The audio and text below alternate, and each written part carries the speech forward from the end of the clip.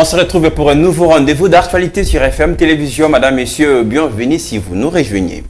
Après un tollé général, Gilles Alingueté revient en charge toujours depuis les États-Unis d'Amérique devant la communauté congolaise. L'inspecteur général des finances dit regretter que les compatriotes soient choqués par ces dires.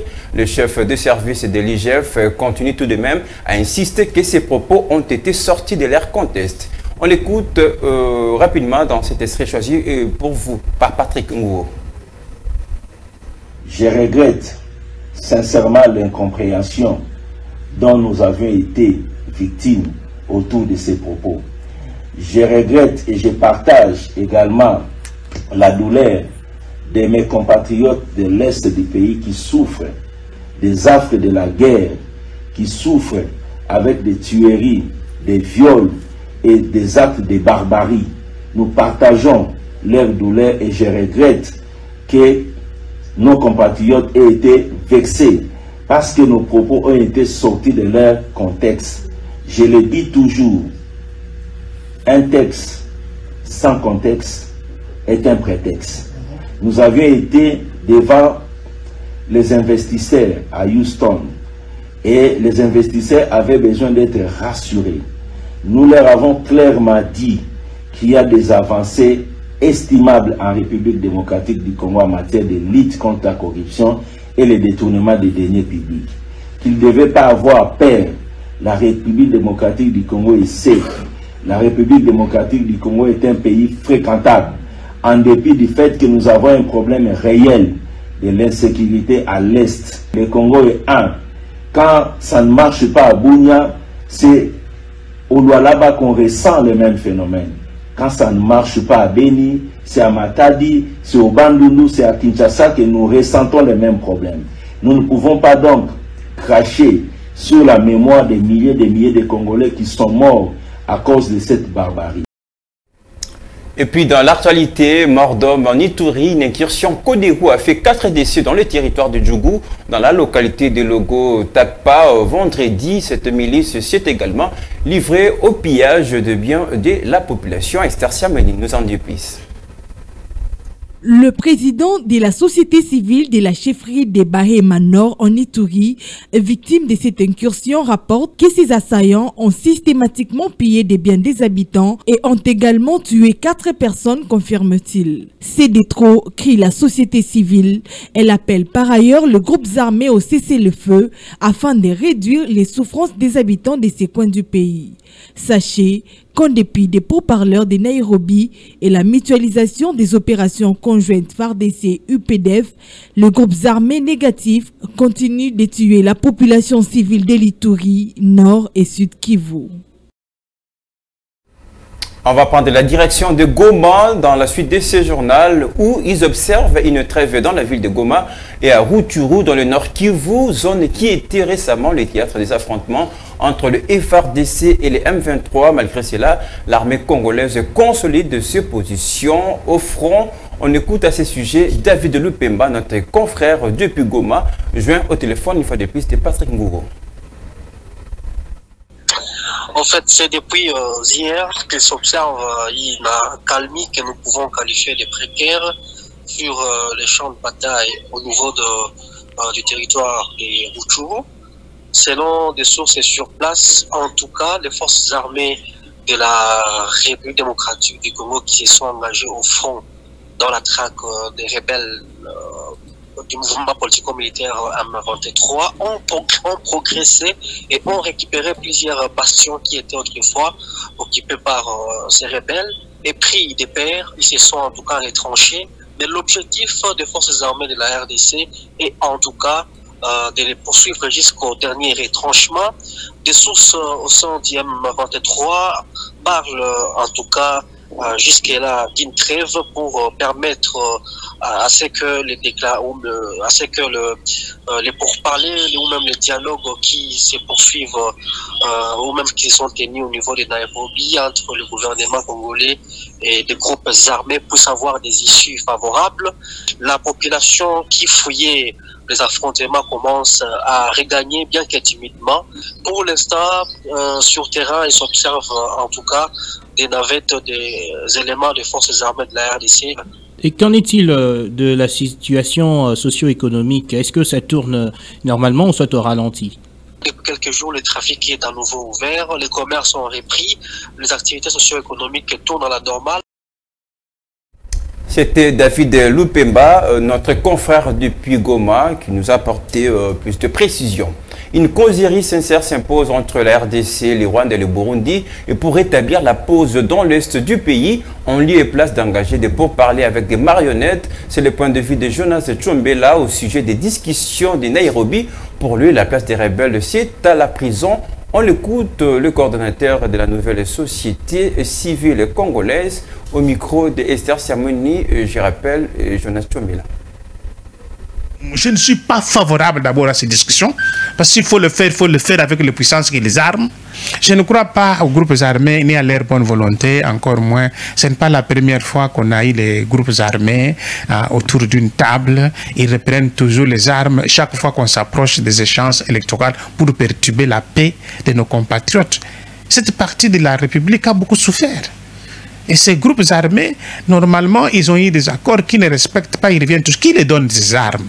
D'abord, ils vont autour de la table avec des pays qui sont soupçonnés alimenter ces groupes armés et en armes, en munitions, et ces pays qui déstabilisent, on va réunir des innocents. Ce sont des petites marionnettes qu'on utilise par d'autres puissances sous-régionales qui vont se mettre à la tour de la table. Et nous sommes de ceux qui pensent, si c'est pour déposer les armes, nous pouvons accepter. Mais si c'est pour aller négocier les brassages, les mixages et l'intégration dans l'armée, nous disons non à ces histoires de réunions.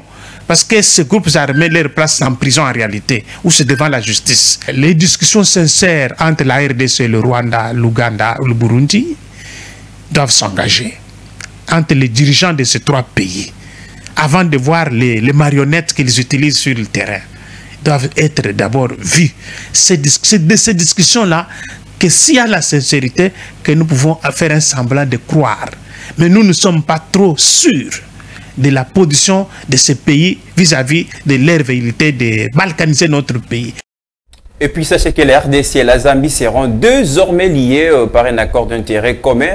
Félix Tshisekedi Tshilombo est arrivé vendredi soir en Zambie pour la signature de cet accord très important pour les deux pays, selon le terme du communiqué ayant sanctionné la rencontre entre les deux chefs d'État. Ania Kole pour plus de précisions.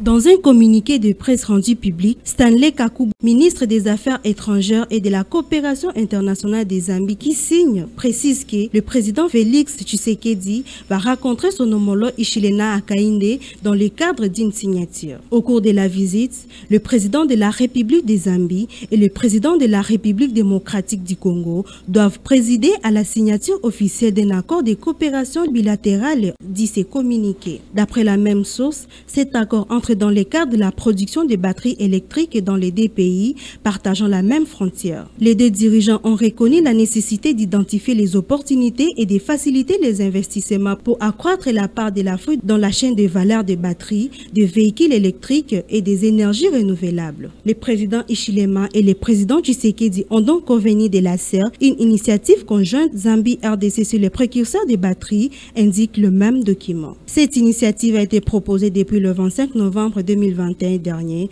par le président Félix lors du Forum des affaires multiparties RDC-Afrique organisé à Kinshasa. Notons que, après la signature de cet accord, le chef de l'État va rentrer à Lubumbashi dans les Hauts-Katanga ce samedi pour clôturer la conférence interprovinciale Katanga-Kasaï qui se poursuit en présence du Premier ministre Jean-Michel Tsama-Lukonde et les gouverneurs des deux espaces. L'actualité, c'est aussi en dehors de nos frontières. Ça chauffe en Inde et en Pakistan.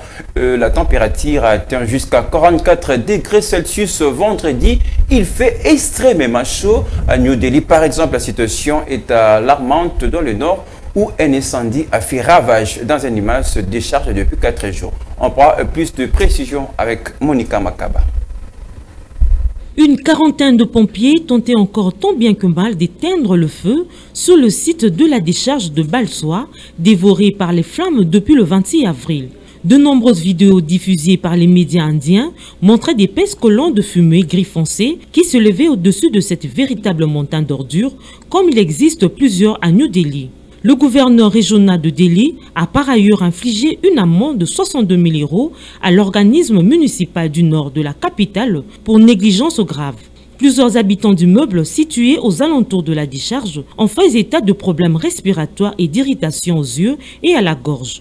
Des troubles dus à la fumée et aux vapeurs toxiques provoquées par l'incendie et notamment l'accumulation de méthane au milieu de plus de 2000 km² de déchets.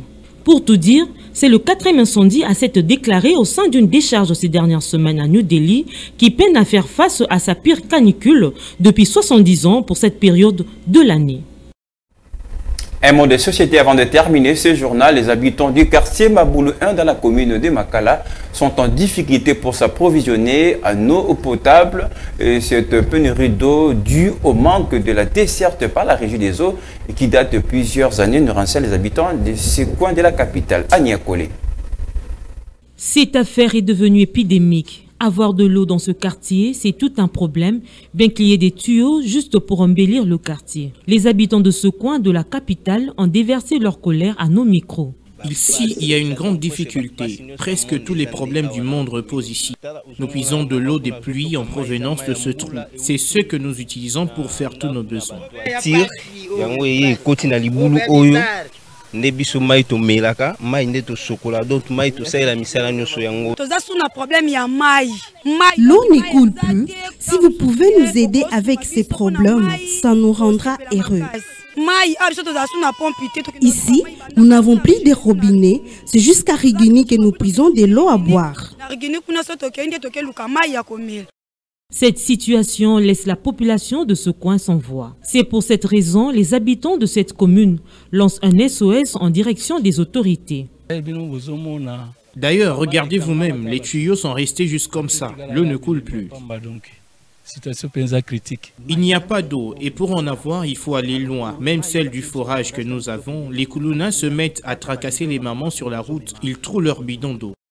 Les résidents de certains quartiers de la capitale de la République démocratique du Congo doivent braver l'insécurité pour se ravitailler en eau potable. En cause, l'absence de réseau public de distribution d'eau. C'est avec ces cris de détresse des habitants de la commune de Makala que nous mettons terme à ce journal. Et pour ce rendez-vous avec l'actualité sur FM Télévision, c'est à 19h30. Merci de nous rester fidèles.